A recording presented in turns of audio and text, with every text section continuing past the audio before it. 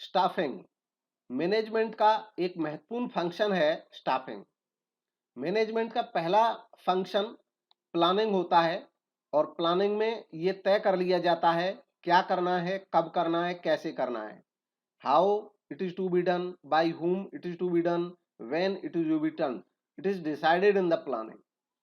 Planning में ये decide करने के बाद, तय करने के बाद फिर स्ट्रक्चर क्रिएट किया जाता है पोजीशंस का, जिसमें ये तय करते हैं कि कौन सा डिपार्टमेंट में कौन कौन से फंक्शंस किए जाने हैं। पूरे वर्क का डिस्ट्रीब्यूशन होता है, डिपार्टमेंट क्रिएट किए जाते हैं, पोजीशंस क्रिएट कर दिए जाते हैं। एक पहले से स्ट्रक्चर बना लिया जाता है ऑर्गेनाइजेशन का। उसके बाद बारी आती है इन जो पोजीशंस क्रिएट की होती हैं ऑर्गेनाइजिंग में, इनको फिल करने की। तो जो फिल करने का काम होता है पोजीशंस को, वो किया जाता है स्टाफिंग में। स्टाफिंग में केवल फिल करना नहीं आता पोजीशंस को, बल्कि फिल करना और उनको फिल किए रखना, ये स्टाफिंग का ही हिस्सा है। स्टाफिंग वो मैनेजरियल फंक्शन है जिसमें पोजीशंस को, ऑर्गेनाइजेशन में जो पद होते हैं उनको भरा जाता है और उनको भरे रखा जाता है, यानी कि इंश्योर किया जाता है कि उन पे लोग बने रहें काम करने के लिए। नीड या इम्पोर्टेंस, इसका महत्व क्या है? इसका महत्व है कि ये पोजीशंस को फिल करता है। कैसे फिल करता है? कंपिटेंट एम्प्लॉइज को अपॉइंट करके, यानी कि जो योग्य व्यक्ति हैं उनकी अपॉइंटमेंट की जाती है। Right people for the right job, जैसा रिक्वायरमेंट है जॉब का उसके अकॉर्डिंग। रैपिड एडवांसमेंट टेक्नोलॉजी में हो रहा है और इसलिए टेक्निकली क्वालिफाइड लोगों की जरूरत होती है और सिस्टम भी टेक्निकली चाहिए जिससे कि अपॉइंट किया जा सके। तो इसके लिए भी स्टाफिंग हेल्प करता है। जो ऑर्गेनाइजेशन से उनके साइज बढ़ रहे हैं, मल्टीनेशनल कंपनीज बन रही हैं, तो इसलिए भी इम्पोर्टेंस हो जाती है स्टाफिंग के फंक्शन की काफी ज्यादा। एम्प्लॉय सेटिस्फैक्शन भी बहुत जरूरी होता है, तो स्टाफिंग के अंतर्गत यह भी देखा जाता है। एफिशिएंट यूज हो ह्यूमन रिसोर्सेज का, यह भी स्टाफिंग के द्वारा तय किया जाता है, सुनिश्चित किया जाता है। Human resource management, human resource management क्या है? यह एक स्पेशल ब्रांच है मैनेजमेंट की अलग से एक ब्रांच है ह्यूमन रिसोर्स मैनेजमेंट, जो रिलेटेड है recruitment, selection, development and optimum utilization of human asset से। जो मानव है उसको एक मानव संपत्ति माना जाता है और उसके मैनेजमेंट से रिलेटेड है ह्यूमन रिसोर्स मैनेजमेंट। जो लार्ज ऑर्गेनाइजेशंस होती हैं, बड़ी संस्थाएं, वहां पे एक सेपरेट डिपार्टमेंट रहता है जो ह्यूमन रिसोर्स डेवलपमेंट डिपार्टमेंट नाम से काम करता है और ह्यूमन रिसोर्स मैनेजर उसको डिपार्टमेंट को मैनेज करने का काम करता है। अब staffing as a part of human resource management, क्या स्टाफिंग ह्यूमन रिसोर्स मैनेजमेंट का एक पार्ट है और है तो कैसे है? स्टाफिंग ह्यूमन रिसोर्स मैनेजमेंट का एक पार्ट है और वो कैसे है इसको हम समझेंगे इस तरीके से कि स्टाफिंग एक फंक्शन है सभी मैनेजर्स का।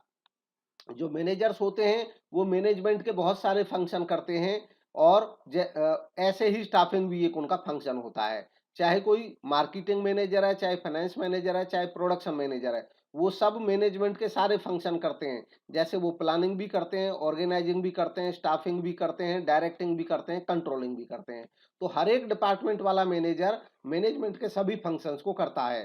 ठीक वैसे ही जो ह्यूमन रिसोर्स मैनेजमेंट मैनेजर होता है वो ह्यूमन रिसोर्स डिपार्टमेंट का मैनेजर होता है और वो ह्यूमन रिसोर्स से रिलेटेड सारे फंक्शन करता है, चाहे वो प्लानिंग है, ऑर्गेनाइजिंग है, स्टाफिंग है, डायरेक्टिंग है, कंट्रोलिंग है। यानी कि जो ह्यूमन रिसोर्स मैनेजर है वो जो स्टाफिंग का काम है उसके अलावा वो अपने डिपार्टमेंट की प्लानिंग, ऑर्गेनाइजिंग, डायरेक्टिंग और कंट्रोलिंग भी करता है। तो इस तरह ह्यूमन रिसोर्स मैनेजमेंट का केवल एक पार्ट है स्टाफिंग।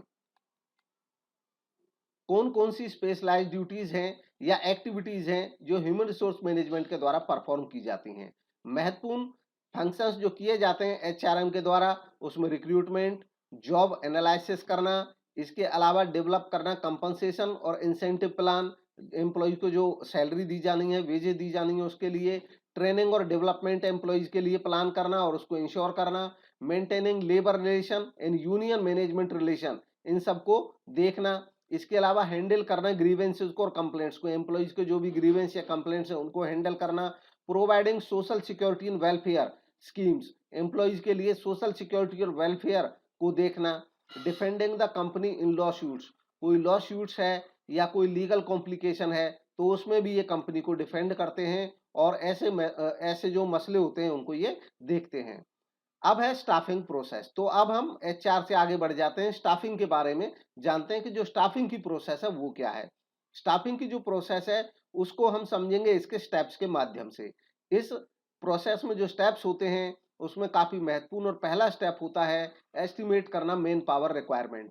हमें कितने लोगों की जरूरत है इसको एस्टिमेट करना। और इस एस्टिमेट करने में दो तरीके का एनालिसिस होता है। एक होता है वर्कलोड एनालिसिस, दूसरा होता है वर्कफोर्स एनालिसिस। जो वर्कलोड एनालिसिस होता है उसमें ये देखा जाता है कि वर्कलोड कितना है और उसके लिए हमें कितने लोगों की जरूरत होगी और किस टाइप के लोगों की जरूरत होगी।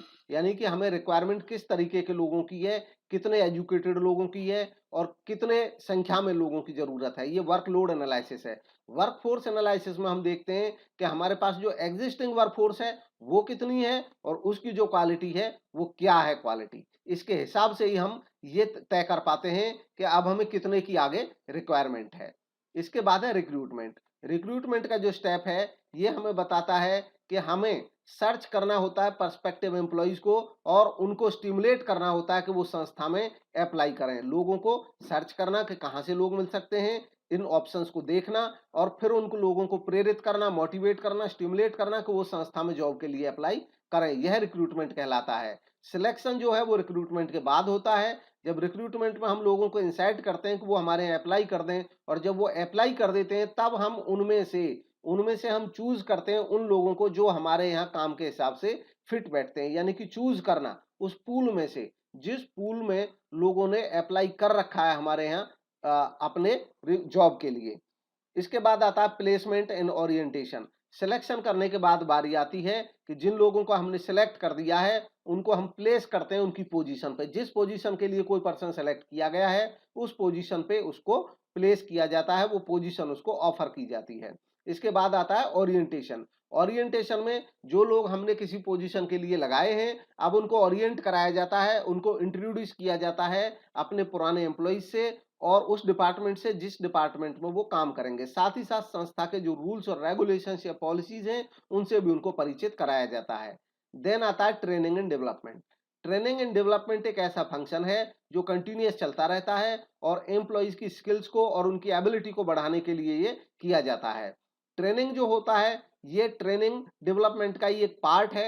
ये ऐसा काम होता है, शॉर्ट टर्म होता है, जिसमें एम्प्लॉय की स्किल और एबिलिटी बढ़ाई जाती है उस पोजीशन के लिए जिस पोजीशन के लिए उसकी अपॉइंटमेंट हुई है। जबकि डेवलपमेंट ऐसा फंक्शन है जो लगातार चलता है, लंबे समय तक चलता है और ये केवल स्किल या एबिलिटी नहीं बढ़ाता बल्कि ये ओवरऑल डेवलपमेंट करता है, एक एम्प्लॉय का ओवरऑल ग्रोथ के बारे में ये देखता है। नेक्स्ट है परफॉर्मेंस अप्रेजल। परफॉर्मेंस अप्रेजल ऐसा फंक्शन है जिसमें एम्प्लॉय जब परफॉर्म करते हैं तो उनकी परफॉर्मेंस का मूल्यांकन किया जाता है। इसके बाद है promotion in career planning. Promotion और कैरियर प्लानिंग में जो लोग काम करते हैं उनका परफॉर्मेंस अप्रेजल के आधार पे मूल्यांकन करके फिर इसके बाद लोगों को प्रमोट किया जाता है जिन जो इस लायक होते हैं कि वो हायर पोजीशंस पे काम कर सकते हैं। इसके बाद आता है कंपनसेशन। कंपनसेशन वो फंक्शन है जिसमें यह देखा जाता है कि जो एम्प्लॉइज काम कर रहे हैं उनको पे और रिवार्ड दिए जाएं और ये पे या रिवार्ड फेयर होने चाहिए, उचित होने चाहिए। जैसे कि वेजेस, सैलरीज, इंसेंटिव, कमीशन जो डायरेक्ट फाइनेंशियल पेमेंट है और इनडायरेक्ट पेमेंट को भी देखना होता है। जैसे कि एम्प्लॉय का इंश्योरेंस या उसको वैकेशंस के लिए जब एम्प्लॉयर की तरफ से पैसा दिया जाता है तो ये इनडायरेक्ट पेमेंट कहलाता है। नेक्स्ट है एलिमेंट्स ऑफ स्टाफिंग। अब जो स्टाफिंग का फंक्शन है इसमें कौन कौन से एलिमेंट आते हैं, इसमें क्या क्या होता है। स्टाफिंग के अंदर आ जाता है रिक्रूटमेंट, सिलेक्शन, ट्रेनिंग। एक एक करके इन सबको समझेंगे। सबसे पहले रिक्रूटमेंट। रिक्रूटमेंट क्या होता है। रिक्रूटमेंट वो प्रोसेस है जिसमें फाइंड किए जाते हैं सूटेबल कैंडिडेट और उनको स्टिमुलेट किया जाता है, प्रेरित किया जाता है कि वो हमारे ऑर्गेनाइजेशन में जॉब के लिए अप्लाई करें। दरअसल यह एक पॉजिटिव प्रोसेस है, ये एक सकारात्मक प्रक्रिया है जिसके अंतर्गत संस्था और एडवर्टीजमेंट करती है, न्यूज़पेपर्स में एडवर्टीजमेंट निकालती है, अट्रैक्टिव एडवर्टीजमेंट बनाती है ताकि ज्यादा से ज्यादा लोग हमारे यहाँ अप्लाई करें। रिक्रूटमेंट की जो प्रोसेस है उसमें सबसे पहले सोर्सेज को आइडेंटिफाई किया जाता है कि हमारे एम्प्लॉय हमें कहाँ से मिल सकते हैं। उसके बाद असेसमेंट किया जाता है सोर्सेज को, जो सोर्सेज हैं उनका मूल्यांकन किया जाता है, कौन से सोर्स के क्या फायदे हैं क्या नुकसान है। फिर चूज किया जाता है सूटेबल सोर्स को, जो सूटेबल सोर्स रहता है, हमारी संस्था के रिक्वायरमेंट के मुताबिक उसको चूज़ किया जाता है और फिर लोगों से एप्लीकेशंस इनवाइट की जाती हैं।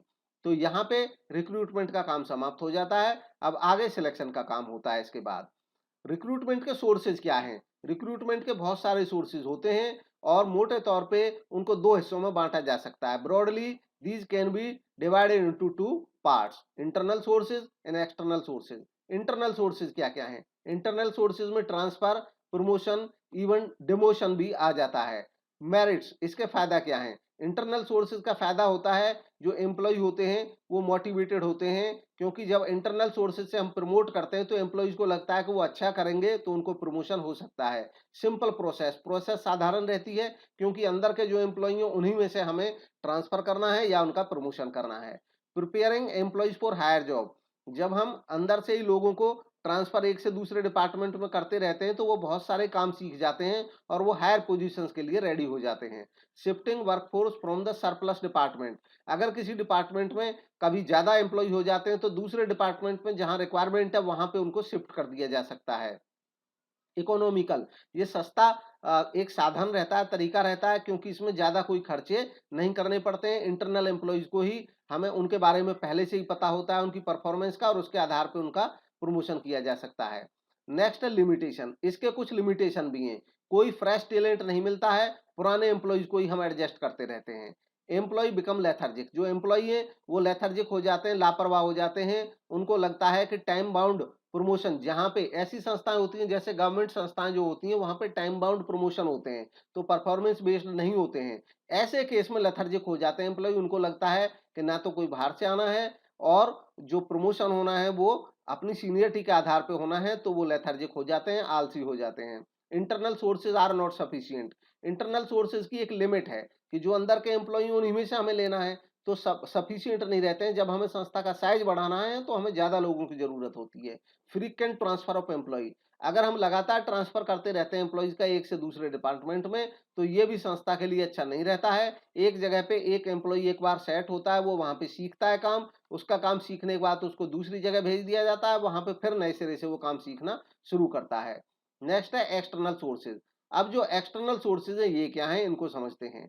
एक्सटर्नल सोर्सेज में वो सोर्सेज आते हैं जहां पे एम्प्लॉय बाहर से आते हैं, जैसे डायरेक्ट रिक्रूटमेंट। डायरेक्ट रिक्रूटमेंट, बाहर के लोगों को डायरेक्टली इनवाइट किया जाता है कि वो संस्था में अप्लाई करें। कैजुअल कॉलर, कैजुअल कॉलर एक ऐसी व्यवस्था होती है जिसमें लोग कैजुअली संस्था में आते रहते हैं, अपने रिज्यूमे देते रहते हैं और संस्था अपने यहाँ पे डेटाबेस बनाती रहती है, उस डेटाबेस को संभाल के रखती है। जब संस्था को जरूरत होती है तब उन लोगों को बुला लिया जाता है। एडवर्टीजमेंट में संस्था एडवर्टीजमेंट निकालती है, न्यूज़पेपर के माध्यम से, मैगजीन के माध्यम से, टीवी के माध्यम से, रेडियो के माध्यम से, इंटरनेट के माध्यम से। एम्प्लॉयमेंट एक्सचेंज, एम्प्लॉयमेंट एक्सचेंज सरकारी व्यवस्था होती है जिसमें जो गवर्नमेंट होती है वो अपने एक्सचेंज बना के रखती है, जहां पे गवर्नमेंट ऑफिसर एम्प्लॉयमेंट ऑफिसर होते हैं और वो लोगों का डेटा संभाल के रखते हैं। जो अनएम्प्लॉयड लोग होते हैं वो ऐसे एक्सचेंज में अपनी एप्लीकेशन देते हैं एम्प्लॉयमेंट के लिए, और जिन संस्थाओं को रिक्वायरमेंट होती है एम्प्लॉय की, वो भी यहाँ पे अपनी रिक्वायरमेंट भेजती हैं। हालांकि ये जो सिस्टम है ये लगभग ऑब्सोल्यूट हो चुका है, ये अब ज्यादा काम कर नहीं रहा है। प्लेसमेंट एजेंसीज, प्लेसमेंट एजेंसी जो है ये प्राइवेट एम्प्लॉयमेंट एक्सचेंज होते हैं एक तरीके से। इसमें प्राइवेट लोग अपनी एजेंसी बना के रखते हैं, वो लोगों का डेटा रखते हैं अनएम्प्लॉयड लोगों का। अनएम्प्लॉयड लोग यहाँ पे अपनी एप्लीकेशन इनके पास भेज सकते हैं और जो कंपनीज हैं वो भी इनसे संपर्क करती हैं। तो ये इस तरह डिमांड को देखते हुए जिस कंपनी में जिस टाइप के एम्प्लॉय की डिमांड होती है उसको वहां पे भेजते हैं। मैनेजमेंट कंसल्टेंट, ये भी प्लेसमेंट एजेंसी की तरह होते हैं, बट जो हायर लेवल की पोजीशंस होती हैं उनके लिए ये मैनेजमेंट कंसल्टेंट काम करते हैं। इसके बाद है कैंपस रिक्रूटमेंट, जहां पे यंग ब्लड की जरूरत होती है तो बहुत सारी कंपनी इंजीनियरिंग कॉलेजेस में, मैनेजमेंट कॉलेजेस में जाते हैं और वहां से सीधे जो स्टूडेंट्स होते हैं उनको रिक्रूट करते हैं, वो कैंपस प्लेसमेंट कहलाता है। इसके बाद है रिकमेंडेशन ऑफ एम्प्लॉइज, जो पुराने एम्प्लॉइज हैं कई दफे उन्हीं से रिकमेंडेशन मांग ली जाती है कि वो रिकमेंड कर दें एम्प्लॉइज के लिए। बाहर से कुछ लोगों के नाम वो दे देते हैं, उनको संस्था में काम पे रखा जा सकता है। लेबर कॉन्ट्रैक्टर्स, लेबर कॉन्ट्रैक्टर्स में कुछ कॉन्ट्रैक्टर होते हैं, उनको ठेका दे दिया जाता है और ठेके के तहत काम कराया जाता है। उनसे बोल दिया जाता है कि हमें 100 एम्प्लॉय चाहिए, 200 एम्प्लॉय चाहिए काम के लिए। एडवर्टाइजिंग ऑन टीवी, टीवी पे एडवर्टीज करना या वेब पब्लिशिंग करना, वेबसाइट के थ्रू।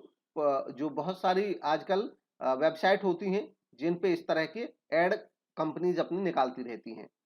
नेक्स्ट है मेरिट ऑफ एक्सटर्नल सोर्सेज। अब ये जो एक्सटर्नल सोर्सेज हैं इनके मेरिट्स क्या हैं? क्वालिफाइड पर्सनल मिल जाते हैं हमको, इतनी रिक्वायरमेंट होती है, हाईली क्वालिफाइड लोग भी बाहर से लिए जा सकते हैं as per requirement. Wider choice, एक बड़ी चॉइस मिल जाती है, बाहर से बहुत सारे लोगों में से हम सही एम्प्लॉय चुन सकते हैं। फ्रेश टैलेंट मिल जाता है और कॉम्पिटिटिव स्पिरिट बनती है, यानी कि जो पुराने एम्प्लॉयज होते हैं उनको भी ये लगता है कि बाहर से जो लोग आएंगे वो हमसे ज्यादा एफिशिएंट ना दिखें, इसलिए उनमें भी कंपटीशन की भावना आती है और वो भी बेटर काम करते हैं। Limitations of external sources, external sources की कुछ लिमिटेशंस भी हैं। डिससेटिस्फैक्शन रहता है एग्जिस्टिंग स्टाफ में, जो वर्तमान स्टाफ होता है वो डिससेटिस्फाई रहता है कि बाहर से लोगों को ये हमारे ऑफिसर बना के ले आते हैं। लेंथी प्रोसेस, एक लंबी प्रोसेस रहती है, इसमें समय लगता है, एप्लीकेशंस आती हैं, उनके बहुत सारे टेस्टेज होते हैं, इंटरव्यूज होते हैं। कॉस्टली प्रोसेस, साथ ही साथ एक कॉस्टली भी होती है, जब प्रोसेस लेंदी होगी तो उसमें खर्च भी बढ़ता चला जाता है। सिलेक्शन, अब आता है सिलेक्शन। सिलेक्शन वो प्रोसेस है जब रिक्रूटमेंट के तहत हमने एप्लीकेशन मंगा लिए, तो अब हमको आइडेंटिफाई करना है और चूज करना है बेस्ट पर्सन को जो हमारे जॉब के अकॉर्डिंग सूटेबल है। इस पर्पज के लिए जो कैंडिडेट्स हैं उनके बहुत सारे एम्प्लॉयमेंट टेस्ट और इंटरव्यू लिए जाते हैं। प्रोसेस ऑफ सिलेक्शन, सिलेक्शन का प्रोसेस क्या है? Step by step. पहला स्टेप प्रिलिमिनरी स्क्रीनिंग, जो हमारे पास एप्लीकेशंस आती हैं उनमें से जो अनक्वालिफाइड या मिसफिट कैंडिडेट हैं सबसे पहले उनको एलिमिनेट कर दिया जाता है, उन एप्लीकेशंस को अलग कर दिया जाता है। उसके बाद आता है सिलेक्शन टेस्ट। फिर इसके बाद जो लोग रह जाते हैं, ये एक नेगेटिव प्रोसेस होती है। सिलेक्शन नेगेटिव इसलिए होती है क्योंकि इसमें हम उन लोगों को बाहर करते चले जाते हैं जो हमारी संस्था के लायक नहीं है, हर एक स्टेप पे लोग बाहर होते जाते हैं। सिलेक्शन टेस्ट में हम बहुत से सिलेक्शन टेस्ट लेते हैं, जैसे intelligence test, aptitude test, trade test etcetera. Employment interview, employment interview में इंटरव्यू लिया जाता है और इसमें जो लोगों का कॉन्फिडेंस लेवल है और प्रोफेशनल नॉलेज है उसको चेक किया जाता है। Then reference and background check, इसमें रेफरेंस और बैकग्राउंड चेक में ये होता है कि जो कोई एम्प्लॉय होता है उससे कहा जाता है कि वो कोई दो या जितने रिक्वायरमेंट होती है उतने रेफरेंसेस दें बाहर के लोगों के, और बाहर के लोगों का नाम वो देते हैं तो उनसे संस्था ओकेशनली पूछ सकती है उन एम्प्लॉयज के बारे में। इस तरह बैकग्राउंड चेक हो जाता है। सिलेक्शन डिसीजन, इसके बाद सिलेक्शन डिसीजन लिया जाता है, जो मोस्ट सुटेबल कैंडिडेट हैं उनका चुनाव किया जाता है। मेडिकल एग्जामिनेशन, मेडिकल फिटनेस के लिए किया जाता है। फिर जॉब ऑफर दिया जाता है, लेटर ऑफ अपॉइंटमेंट इसमें दिया जाता है। देन कॉन्ट्रैक्ट ऑफ अपॉइंटमेंट, इसके बाद अपॉइंटमेंट का लेटर, एक कॉन्ट्रैक्ट बनता है एम्प्लॉयमेंट का, जिसमें ये कॉन्ट्रैक्ट होता है, टर्म एंड कंडीशन जो होती हैं दोनों तरफ से क्लियर हो जाती हैं, एम्प्लॉय की तरफ से भी और एम्प्लॉयर की तरफ से भी। इसमें ड्यूटीज के बारे में, रेस्पॉन्सिबिलिटी, पे, allowance, hours of work, leave rule, provision period, सब के बारे में जानकारी रहती है और दोनों के साइन रहते हैं, एम्प्लॉयर के भी और एम्प्लॉय के भी। इस तरह ये प्रोसेस कंप्लीट हो जाती है। अब बात करेंगे सिलेक्शन टेस्ट के बारे में। कौन कौन से सिलेक्शन टेस्ट होते हैं? उनमें इंटेलिजेंस टेस्ट, इंटेलिजेंस टेस्ट जो होता है ये एक साइकोलॉजिकल टेस्ट होता है जिसमें किसी पर्सन का इंटेलिजेंस कोशेंट को चेक किया जाता है। दरअसल इसमें ऐसे सिचुएशनल क्वेश्चंस दिए जाते हैं जिनमें ये परखा जाता है कि एम्प्लॉय क्या डिसीजन लेने वाला है, तो उसका जो डिसीजन होता है उसके हिसाब से पता चल जाता है उसकी इंटेलिजेंस के बारे में। एप्टीट्यूड टेस्ट, एप्टीट्यूड टेस्ट जो होता है उसमें यह देखा जाता है कि कैंडिडेट में कितना पोटेंशियल है कि वो नई स्किल और मेथड्स को सीख सकता है आसानी से। इस तरीके से टेस्ट या इस तरीके से क्वेश्चन क्रिएट किए जाते हैं जिसमें यह पता चल जाता है कि वो कितनी जल्दी सीख सकता है नई सिचुएशन को। पर्सनैलिटी टेस्ट, पर्सनैलिटी टेस्ट में एक पर्सन की ओवरऑल पर्सनैलिटी को परखा जाता है। इसमें उसका बिहेवियर, इंटेलिजेंस, एप्टीट्यूड, एटीट्यूड और उसका इंटरेस्ट, ये सब आ जाता है। Then trade test, trade test में एक एम्प्लॉय जिस जॉब पे काम करेगा उस जॉब पे जो फंक्शंस होते हैं उनमें उसकी दक्षता देखी जाती है कि एग्जिस्टिंग स्किल या नॉलेज कितना है या प्रोफिशिएंसी क्या है कैंडिडेट की। Then interest test, interest test में देखा जाता है कि जिस टाइप की जॉब के लिए उसको लगाया जा रहा है उस टाइप के वर्क में उसका कितना इंटरेस्ट है।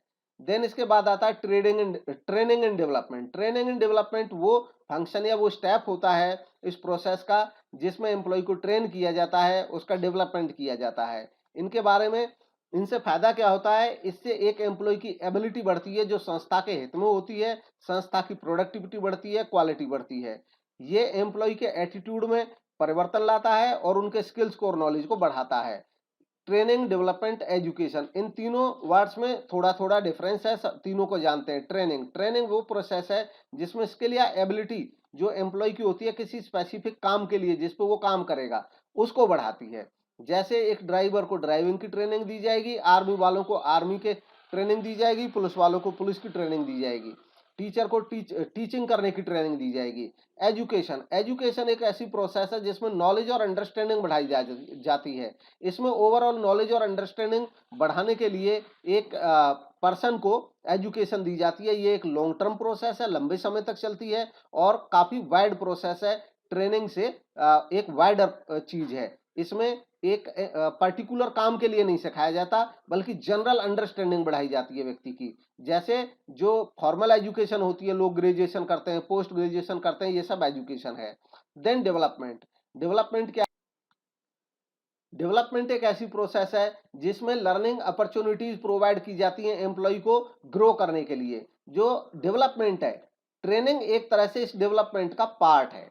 डेवलपमेंट जो है वो ट्रेनिंग को अपने आप में इंक्लूड रखती है। जैसे अगर हम किसी को एक काम की ट्रेनिंग देते हैं एक बार तो वो ट्रेनिंग है, लेकिन हम साल भर उनको अलग अलग ट्रेनिंग जब देते रहेंगे तो इसका मतलब ये डेवलपमेंट की प्रोसेस है पूरी। हम उन्हें समय समय पे अलग अलग चीजों की ट्रेनिंग देते रहते हैं, ये डेवलपमेंट है। डेवलपमेंट स्किल और एबिलिटी के साथ साथ ओवरऑल जो एम्प्लॉय होता है उसकी पर्सनैलिटी को भी ग्रो करने का काम करती है।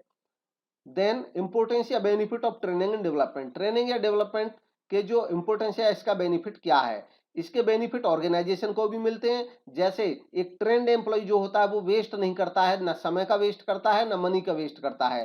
प्रॉफिट्स हायर होते हैं इस वजह से संस्था के। इससे एम्प्लॉयज का मोराल बढ़ता है। जब ट्रेंड लोग जो रहते हैं तो उनका काम अच्छा रहता है और उनका मोराल हाई रहता है। रिडक्शन होता है एब्सेंटीज में, लोग एब्सेंटीज में कमी आती है और एम्प्लॉय टर्नओवर भी कम होता है। एम्प्लॉय टर्नओवर का मतलब होता है वह दर जो लोगों के काम छोड़ के चले जाने को बताता है, यानी कि लोग एक महीने में कितने लोग आए और कितने छोड़ के चले गए, इस चीज को बताता है एम्प्लॉयमेंट टर्नओवर। तो इसमें भी कमी लाता है। जब कमी आएगी तो लोग लंबे समय तक संस्था में टिके रहेंगे। Effective response to fast changing environment, अगली बात है ट्रेनिंग एंड डेवलपमेंट के माध्यम से हम नई नई टेक्निक से अपडेट करते हैं रहते हैं एम्प्लॉयज को। तो जो फास्ट चेंजिंग एनवायरनमेंट है उसके लिए ये एक इफेक्टिव रिस्पॉन्स की तरह भी काम करता है। Then benefit to employee, employee को भी इसका बेनिफिट होता है, उसकी स्किल और नॉलेज जो होते हैं वो इंप्रूव होते हैं। इंक्रीज परफॉर्मेंस, एम्प्लॉय की परफॉर्मेंस भी बढ़ती है, इससे उसका जो मनी अर्न करने की कैपेसिटी है वो भी बढ़ती है। ट्रेनिंग जो होती है वो एम्प्लॉय को ज्यादा एफिशिएंट बनाती है और ट्रेनिंग जो होती है वो इंक्रीज करती है सेटिस्फैक्शन और मोरल एम्प्लॉयज का। इसके बाद है मेथड ऑफ ट्रेनिंग, ट्रेनिंग के मेथड क्या है? ऑन द जॉब और of the job. On the job जो मेथड होते हैं ये वो मेथड होते हैं जो कोई व्यक्ति काम करने के दौरान जब ट्रेनिंग ले रहा होता है। इसमें इंडक्शन, अप्रेंटिसशिप, इंटर्नशिप ट्रेनिंग प्रमुख हैं। इसके बाद आती है off the job. Off the job में जो महत्वपूर्ण मेथड हैं vestibule training, classroom lectures, case study, role playing और मैनेजमेंट गेम्स एटसेट्रा। इसमें जो कुछ मेजर मेथड्स हैं उनको भी डिस्कस करते हैं। जैसे इंडक्शन ट्रेनिंग, इंडक्शन को ओरिएंटेशन भी बोल दिया जाता है। इंडक्शन या ओरिएंटेशन ट्रेनिंग वो होती है जो एम्प्लॉय को प्रवेश के समय दी जाती है। इंडक्शन का मतलब ही होता है प्रवेश कराना एम्प्लॉय का।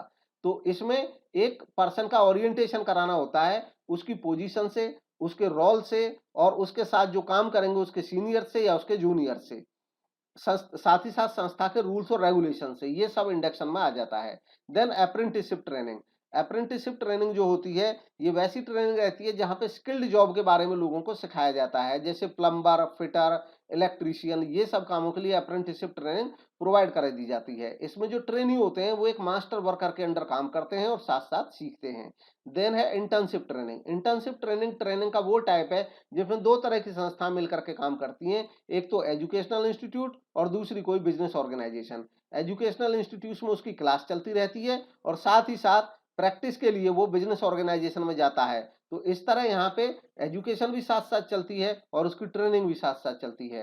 Then vestibule training, vestibule training का वो मेथड है जहां पे एक एम्प्लॉय को उसका जो एक्चुअल वर्क प्लेस है उससे दूर, उससे अलग एक क्लासरूम एनवायरनमेंट में उसको काम सिखाया जाता है। उसका क्लासरूम एनवायरनमेंट जो होता है वहां पे उसके लेक्चर होते हैं और वहां पे उसको सेम मटेरियल और इक्विपमेंट प्रोवाइड कराए जाते हैं जो फैक्ट्री में रहते हैं। यानी कि जिस फैक्ट्री में वो काम करेगा वहां पे जो वास्तविक मटेरियल होगा या इक्विपमेंट्स होंगे वो उस जगह पे रखे जाते हैं जो उनका अलग से एक क्लासरूम बना होता है फैक्ट्री से बाहर।